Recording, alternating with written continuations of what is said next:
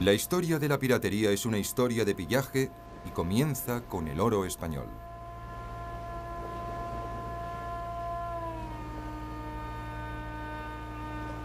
Cuando Colón llegó al Nuevo Mundo en 1492, encontró una tierra llena de riquezas inesperadas. Los españoles, con el beneplácito de la Iglesia Católica, saquearon sistemáticamente los tesoros de incas y aztecas. El oro se fundía en doblones y escudos, que llegaron a conocerse con el nombre de piezas de A8, los cuales, recién salidos de la ceca, se cargaban en los galeones y se enviaban a España. Otros países europeos que envidiaban estas nuevas riquezas, pero que al mismo tiempo deseaban evitar la guerra a toda costa, encomendaron a aventureros apropiarse del oro español. Estos ladrones con licencia fueron conocidos con el nombre de corsarios. El más despiadado de ellos, apodado el Dragón por los españoles, era Sir Francis Drake. Drake estaba dispuesto a desafiar el dominio español en el Nuevo Mundo. Tras 2 años de espera, consiguió una audiencia con la reina de Inglaterra, Isabel I. Su plan iba más allá de lo que ningún corsario había intentado hasta entonces, y podía provocar una guerra con España. Pero si tenía éxito, convertiría a Isabel en una reina riquísima.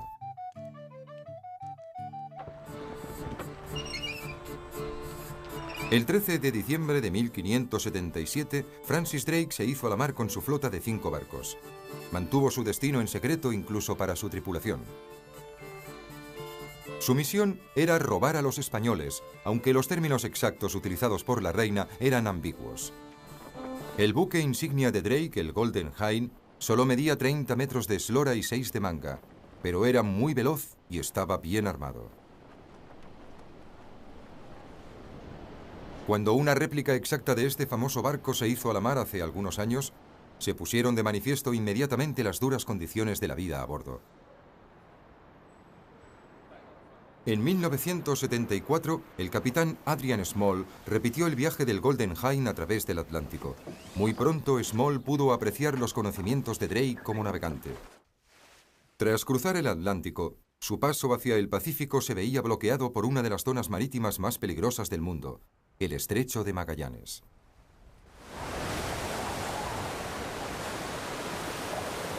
Después de 6 semanas luchando contra los vientos y las mareas del Estrecho de Magallanes, Drake apareció en el Pacífico y tomó a los españoles completamente por sorpresa.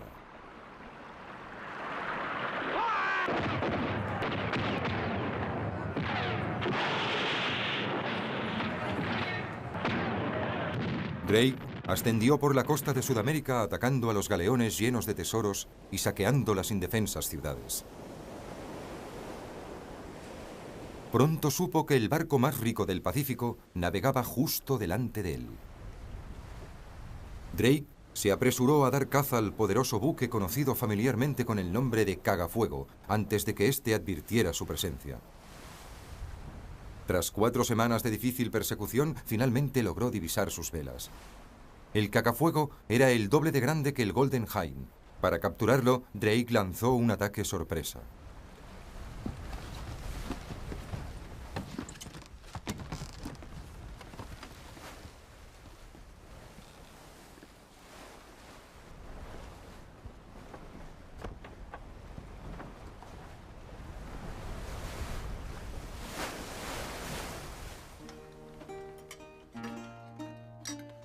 Al término de la sangrienta batalla se sirvió la cena.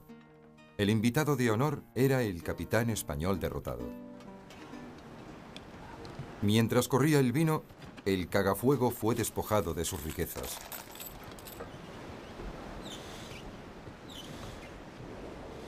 Drake fue nombrado caballero como recompensa. Su éxito atrajo a muchos nobles y comerciantes ricos al juego de los corsarios.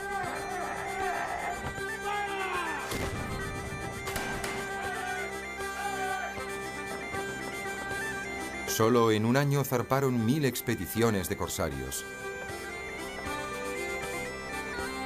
Sin embargo, para tener tanto éxito como Drake, los corsarios primero tenían que igualar su pericia como navegante. Haciendo mediciones con regularidad del ángulo del sol en el horizonte, Los piratas navegaban a través del Atlántico siguiendo una línea de latitud hasta que divisaban tierra. La parte más peligrosa del viaje llegaba cuando tenían que navegar por aguas poco profundas.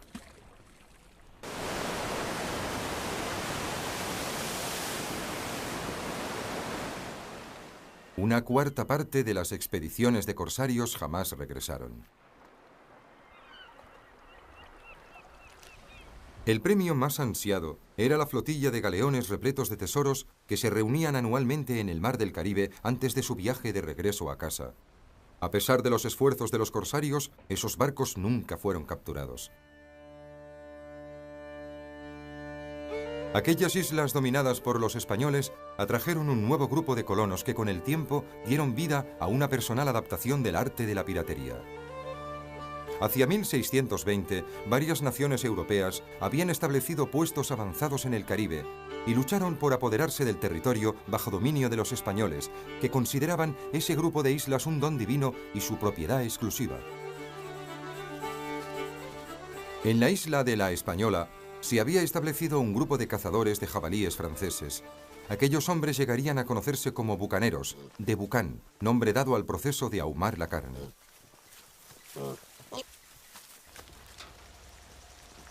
En aquella época, anterior a la invención del método de congelación, ahumar la carne era un valioso sistema de conservación que reportaba pingües beneficios.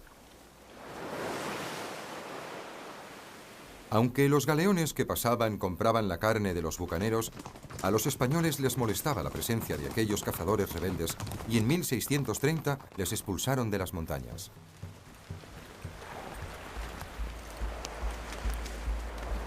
Los bucaneros aprovecharon su habilidad con las armas para atacar a los barcos. Uno de los primeros relatos en que se menciona este hecho fue escrito por Basil Ringrose, un jefe de los bucaneros. En esta ocasión, los piratas utilizaron canoas y remaron hacia el lado de sotavento de la nave. Usando largos mosquetes, dispararon contra el timonel y los marineros que se ocupaban de las velas, a fin de que la nave perdiese la ventaja del viento y sus velas se desinflaran. Disparando continuamente se colocaron bajo la popa y cortaron los cabos de la vela mayor, dejando al buque totalmente inservible.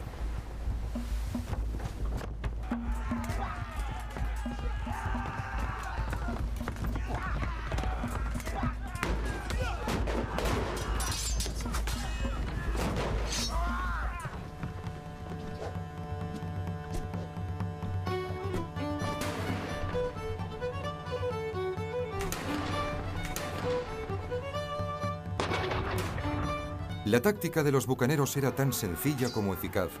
Hacia 1665, el 15% del oro español acababa en sus manos. Pero los piratas no solo robaban el tesoro, sino que a menudo también se apoderaban del barco.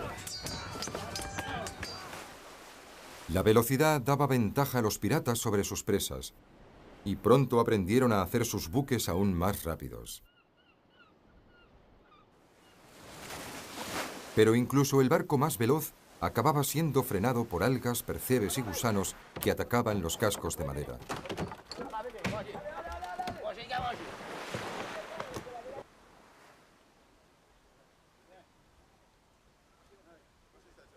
Entonces, como ahora, la única solución era llevar a un dique seco el barco y arrancar los gusanos y percebes, una operación llamada carenar.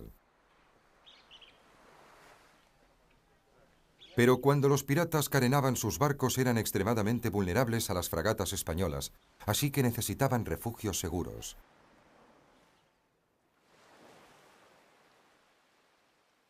La base de los piratas más popular estaba en el corazón del Caribe, en la isla de Jamaica, donde los británicos habían establecido una colonia, Port Royal. Los primeros gobernadores de Port Royal ofrecían una compensación a cualquier asesino que ayudara a proteger la colonia del acoso de los españoles.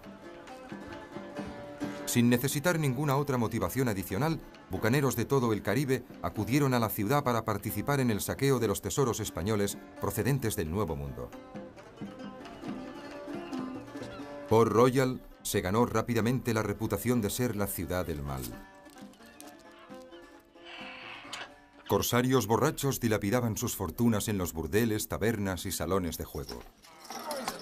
Las tabernas se convirtieron en el punto de reunión de todos los forajidos del Caribe.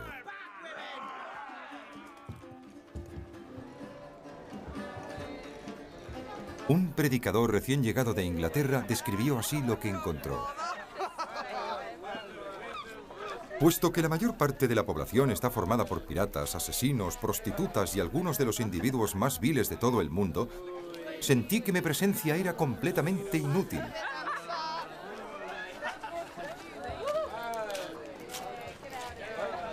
El predicador regresó a casa en el mismo barco en el que había llegado.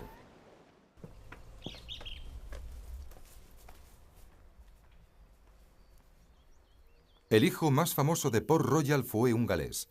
Llegó a la ciudad en 1665 y lograría unir a los bucaneros formando la fuerza armada más formidable que jamás había visto el Caribe. Su nombre era Henry Morgan.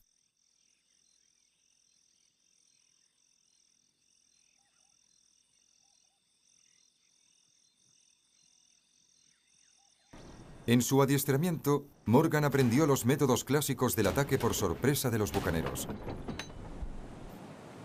Tras desembarcar en una playa desierta, los bucaneros marchaban por tierra y entraban en las ciudades por la puerta de atrás. Les gustaba presentarse los domingos por la mañana, a primera hora, cuando los ciudadanos estaban en la iglesia. El insaciable apetito de Morgan por conseguir botines mayores le impulsó a atacar ciudades cada vez más grandes. Pronto sus ojos se posaron en el premio codiciado por todos, Panamá, la joya del Imperio español. La ciudad de Panamá se encuentra en la costa del Pacífico.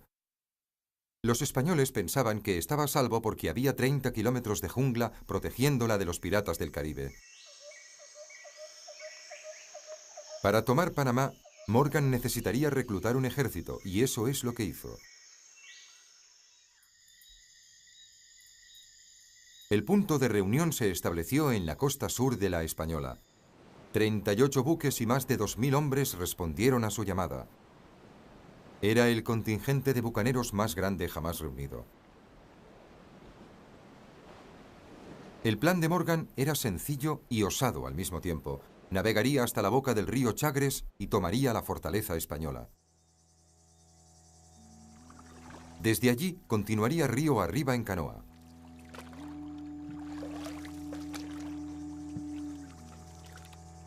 La intención de Morgan era coger a los españoles completamente desprevenidos. Uno de los hombres que le acompañaron era Alexander Exquemelin, un cirujano holandés que mantuvo un diario de la campaña. A medida que avanzábamos río arriba, oímos indios aullando en la distancia y gritando: ¡Ah, perros, volved a la jungla! Ninguno de nosotros imaginaba los horrores que nos esperaban. La marcha a pie a través de la jungla fue penosa y extenuante.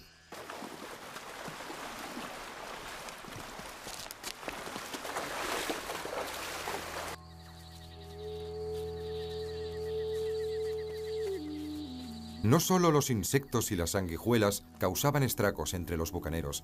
Con frecuencia los indios tendían emboscadas a los intrusos e informaban de su posición a los españoles.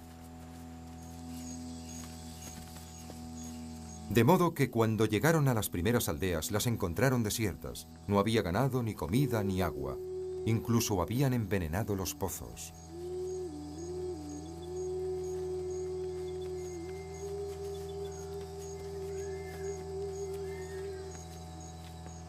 Los bucaneros estaban tan hambrientos que se vieron obligados a comerse sus propias botas.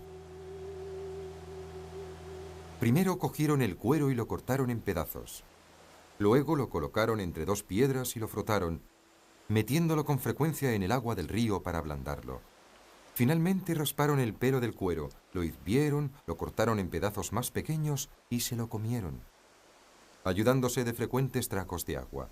Los que nunca han salido de la cocina de su madre se preguntarán cómo estos piratas pudieron tragar y digerir esos pedazos de cuero.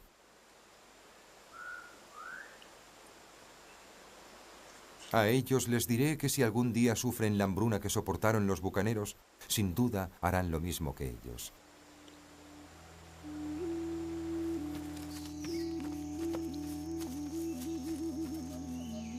Tras 9 días y 30 kilómetros de marcha a través de la jungla, Los famélicos bucaneros llegaron finalmente a la gran llanura que se extiende ante la ciudad de Panamá.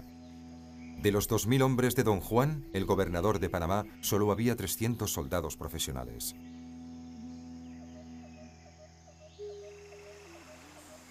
Cada bando tomó sus posiciones en el campo de batalla. Los bucaneros avanzaron por el este de la ciudad para que el sol cegara al enemigo. Una maniobra de distracción de Morgan confundió a los españoles rompiendo sus filas. El resultado fue desastroso.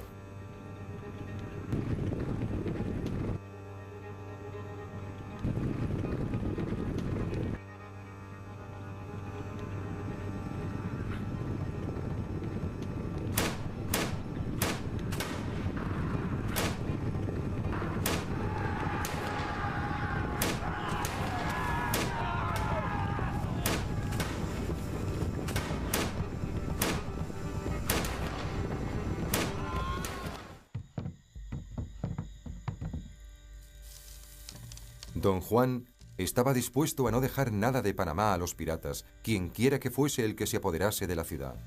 Ya se había escondido gran parte del tesoro y dio órdenes de destruir todo lo demás.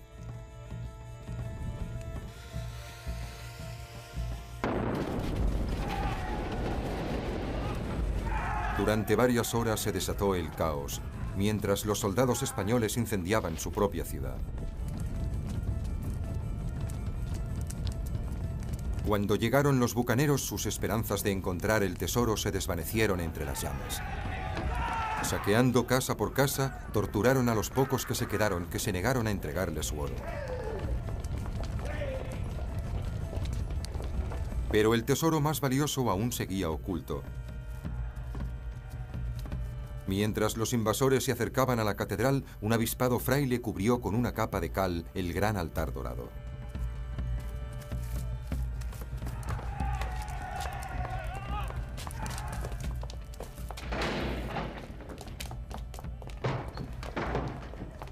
El altar todavía estaba húmedo, pero el truco funcionó y los bucaneros no vieron el mayor tesoro de todos. Sin embargo, el botín fue extraordinario.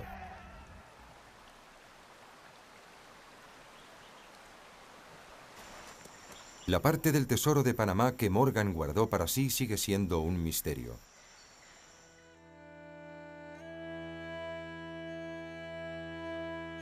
Según la leyenda, esta plata de la iglesia de Port Royal formó parte de su personal botín.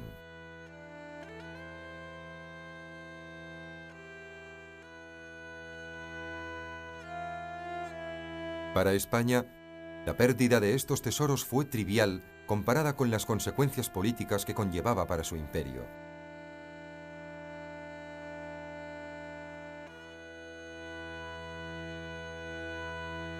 La reina de España lloró cuando se enteró del saqueo y la destrucción de Panamá. Como compensación exigió la cabeza del pirata Morgan. Los ingleses optaron por una solución diplomática. Para apaciguar a los españoles, Morgan fue arrestado y enviado a Londres. Pero cuando llegó, fue recibido como un héroe y mandado de nuevo a Jamaica con el título de Sir Henry Morgan, vicegobernador. Como representante del gobierno británico, se esperaba que Morgan arrestara a los muchos piratas que le habían ayudado a tomar la ciudad de Panamá. Pero Morgan no era un burócrata. Prefería irse a la taberna a beber con sus amigos y finalmente el alcohol y las juergas le pasaron factura.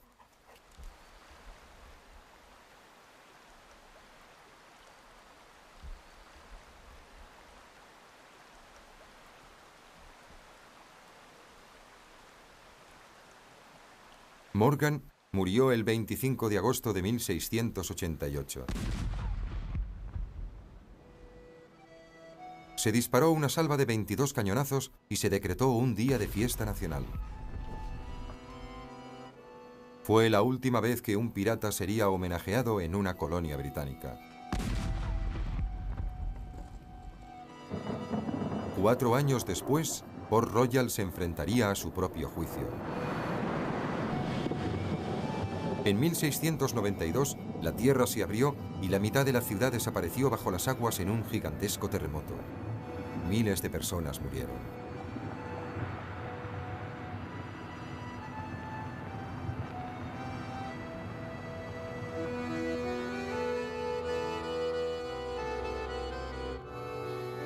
Hoy, las ruinas sumergidas de Port Royal son todo lo que queda de la ciudad más despiadada de la Tierra.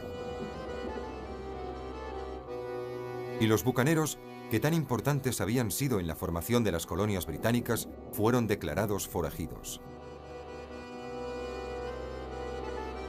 Pero la historia de la piratería no acaba aquí. A pesar de perder su licencia para saquear, los piratas encontraron otros puertos y continuaron siendo el azote de los mares.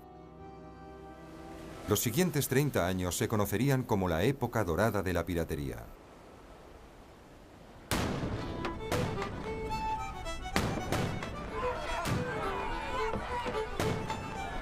Los piratas de la época dorada consideraban todos los océanos como su campo de operaciones, y en especial las vulnerables rutas comerciales abiertas desde Europa hacia las colonias.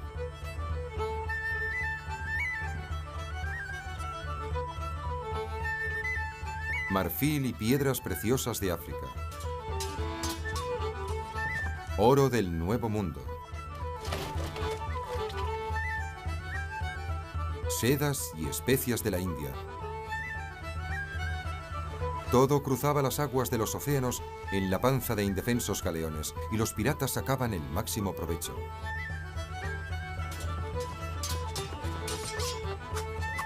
Las correrías de los piratas comenzaron a representar una seria amenaza para el comercio mundial. Pero las armadas europeas estaban demasiado ocupadas librando guerras unas contra otras para poner remedio. Consciente de ello, un viejo lobo de mar presentó una propuesta al gobierno británico. Su nombre era William Kidd. Kidd era un corsario retirado que vivía en Nueva York cuando obtuvo la autorización para dar caza a los piratas. El gobierno no sospechaba sus verdaderas intenciones. Antes de que pasaran 2 años, se convertiría en el pirata más célebre del mundo. La transformación de William Kidd de cazador de piratas en pérfido pirata comenzó en las tabernas de Nueva York, donde Kidd contrató a su tripulación. El trato que ofreció a esos hombres fue insólito. No habría pagas, solo una parte de todos los botines capturados. Si no había presa, no había paga.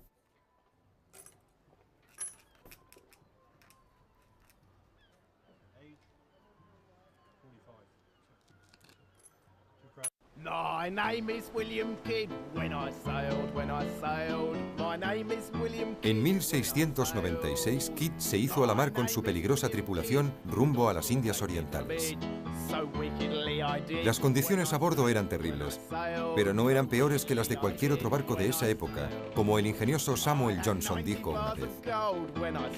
Ningún hombre se convertirá en marino y se encerrará en una prisión si tiene suficiente ingenio, ya que estar en un barco es como entrar en una prisión, que además se puede hundir.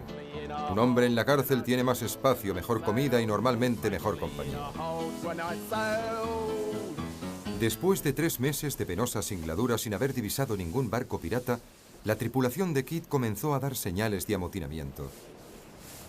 Cuando un hombre se quejó abiertamente delante de él, Kidd perdió los nervios. El artillero en cuestión, William Moore, murió 2 días más tarde.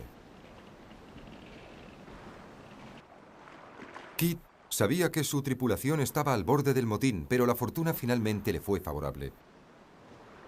En el horizonte vieron un mercante desarmado procedente de las Indias, el tipo de nave que supuestamente Kidd debía proteger de los piratas. Kidd advirtió que el mercante Queda navegaba bajo la bandera francesa por conveniencia. Puesto que Inglaterra y Francia estaban en guerra, pensó que era una presa técnicamente legal y decidió acercarse a él. Su siguiente acción sellaría su destino. El cazador de piratas se convirtió en un pirata. En sus bodegas había una gran cantidad de tesoros, desde sedas hasta piedras preciosas.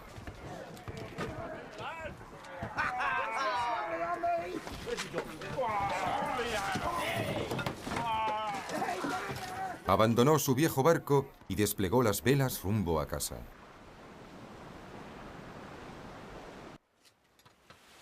Cuando los mercaderes de las Indias descubrieron el robo de Kidd, amenazaron con bloquear todo comercio con Gran Bretaña hasta que Kidd fuera llevado ante la justicia. Esta amenaza fue suficiente para firmar la sentencia de muerte de Kidd.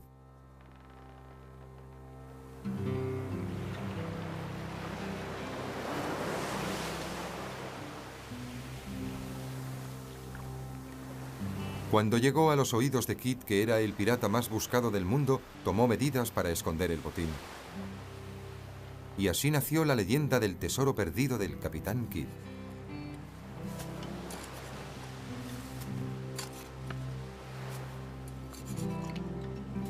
Se dice que lo escondió en una isla del mar del sur de China. Jamás se ha encontrado nada. Varios meses después, cuando llegó al Caribe, Kidd abandonó el mercante Queda. Nadie volvió a verle y hubo rumores de que había enterrado otros tesoros en estas islas.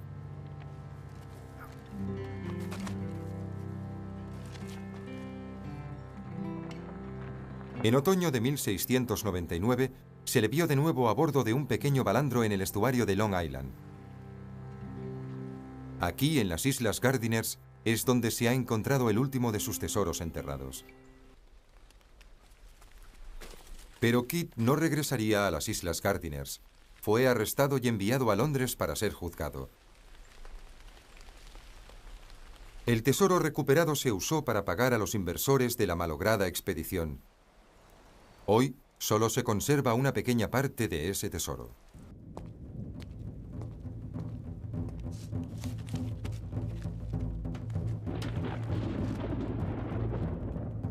El 23 de mayo de 1701, el capitán Kidd fue conducido desde la prisión de Newgate al patíbulo erigido en el muelle de las ejecuciones, a orillas del Támesis.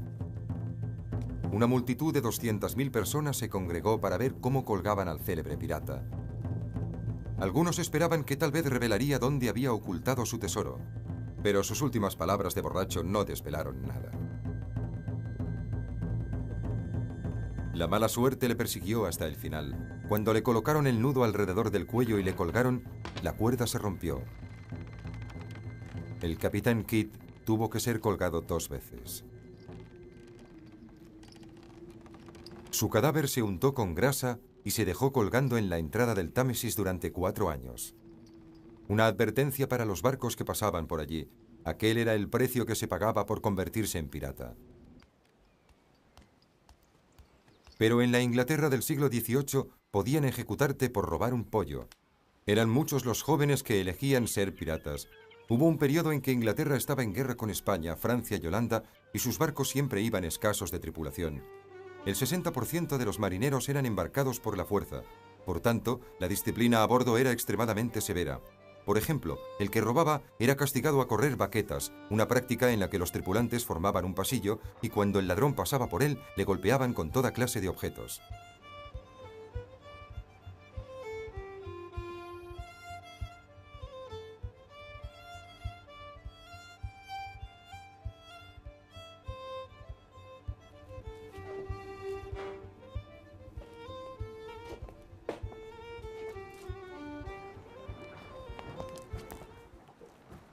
Ofensas más graves se castigaban con la flagelación.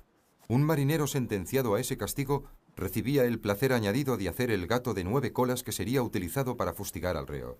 En la Armada, la flagelación solía tener lugar los domingos, después del servicio religioso. La tripulación del barco se reunía en la cubierta para presenciar el espectáculo, que podía prolongarse durante 1 hora. Era un buen modo de controlar ese 60% de la tripulación que no quería estar allí, para que aprendiesen dónde estaban los límites, como los niños revoltosos.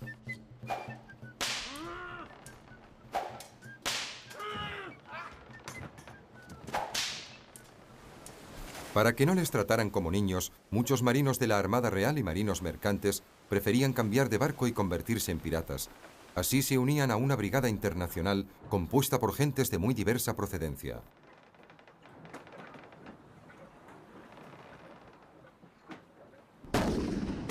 Algunos de los botines más valiosos capturados por los piratas eran los galeones de esclavos. Normalmente se vendían, pero a veces a los esclavos más fuertes se les invitaba a unirse a la tripulación pirata. Para un esclavo negro, convertirse en pirata era una oportunidad única, porque a bordo de los barcos pirata eran tratados como iguales.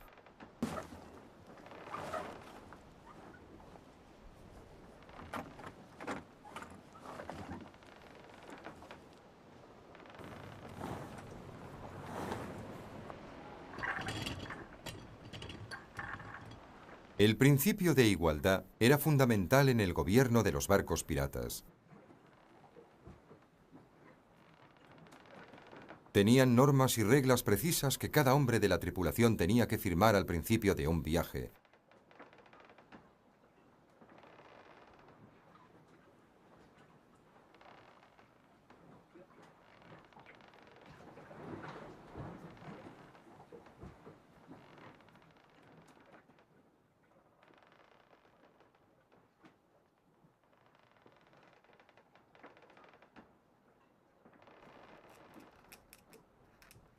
Para conseguir una fortuna semejante, los piratas navegaban en los mares más ricos del mundo. El Caribe era el terreno de caza perfecto para los piratas. 30 años después del declive de Port Royal, los piratas crearon una nueva base en el Caribe. La isla de New Providence, en el archipiélago de las Bahamas, se convirtió en una república pirata, gobernada por los propios piratas.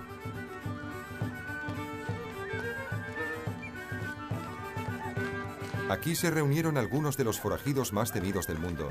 Muchos fueron inmortalizados por el capitán Johnson, que escribió la primera historia sobre los piratas. Uno de los más célebres piratas fue una joven arpía, Anne Bonny.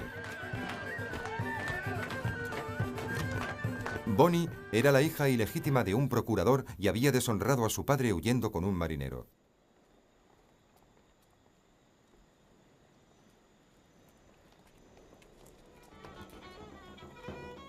Cuando llegaron a New Providence, Anne ya había abandonado a su marido y se había enamorado de un joven pirata con maneras de dandy.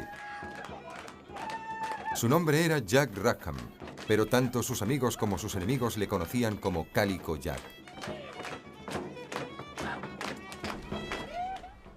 Juntos robaron un balandro del puerto y partieron en busca de tesoros.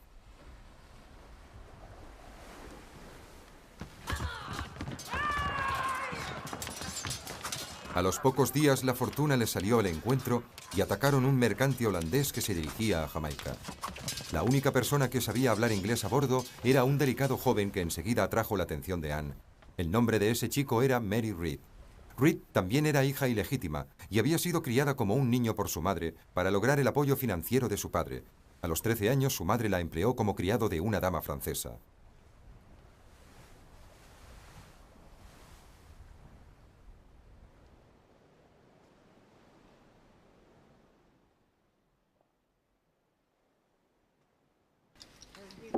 Harta de las tareas domésticas, Mary huyó a Flandes, luchando en el cuerpo de caballería en la Guerra de Sucesión Española. Cuando la guerra concluyó, se distinguió como marinero y se embarcó en un barco holandés con destino a Jamaica.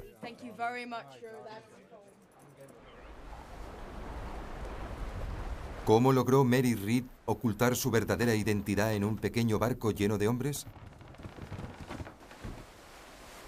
Cuando Anne Bonny y Mary Read estaban en el mar, se encontraban al margen de las convenciones sociales. Los hombres las aceptaban como iguales y aprendieron a respetar su ferocidad en el combate. Cuando finalmente fueron capturadas por una fragata inglesa, sus compañeros se refugiaron en las bodegas, dejando a las dos mujeres solas en cubierta, luchando como demonios.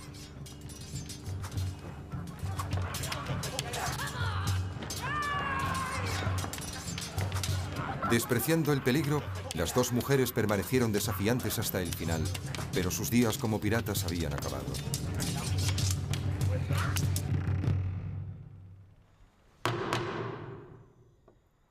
Por tanto, las mencionadas Mary Read y Anne Bonny, alias Bon, planearon junto con Jack Rackham asaltar y robar. A medida que trascendían detalles del proceso, las osadas hazañas de Anne Bonny y Mary Read se convirtieron en leyenda.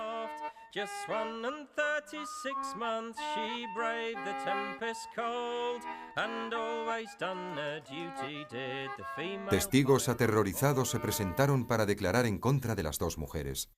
Ambas mujeres llevaban una vida disoluta, maldecían y blasfemaban sin parar. No parecían atemorizarse ante el uso de la fuerza. Las dos mujeres llevaban pantalones de hombre. Cada una tenía un machete y una pistola, y blasfemaban e incitaban a los hombres para que me asesinaran. Supe que eran mujeres por el volumen de sus pechos. Anne y Mary permanecieron en silencio ante el tribunal. Estaban predestinadas a la horca, pero compartían un último secreto que podía salvarles la piel. Ambas estaban embarazadas y, según la ley inglesa de la época, no podían ser ejecutadas en ese estado.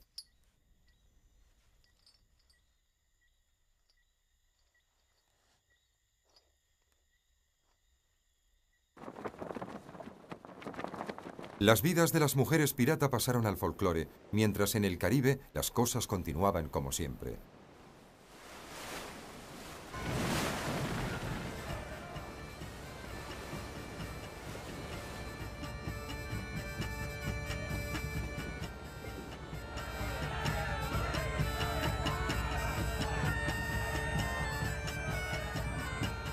Los barcos mercantes tenían una tripulación escasa, mientras los barcos piratas navegaban abarrotados de hombres.